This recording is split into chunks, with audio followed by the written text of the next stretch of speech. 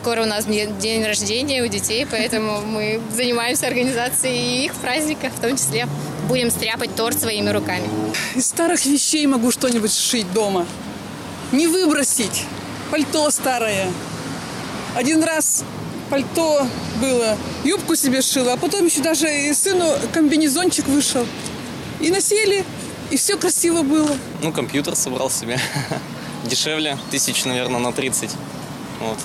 То есть по частям без проблем все разобрал, собрал. Я экономист, но могу собрать шкаф или настроить телевизор. Ну вот сейчас я делаю беседку на даче, ну чтобы отдыхать было удобно. Вот просто шестигранную беседку в сложности с вымерением этих углов. Я могу автомобили делать, занимаюсь автомобилями, то есть сам собираю автомобили из разных всяких запчастей. Соленье, варенье.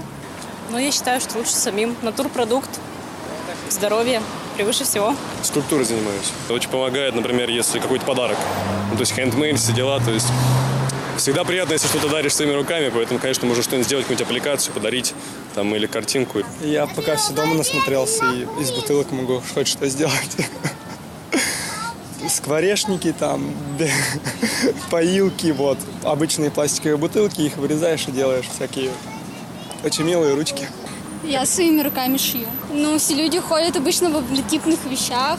В магазине нет ничего такого оригинального, а я своим шитьем выделяюсь от других людей. Выпечка там, какой-то там булочки налепить, гвоздь заколотить в конце концов. Профессионал надо платить, это раз. А сейчас нашими зарплатами как бы уже приходится любителям все делать. Так вот.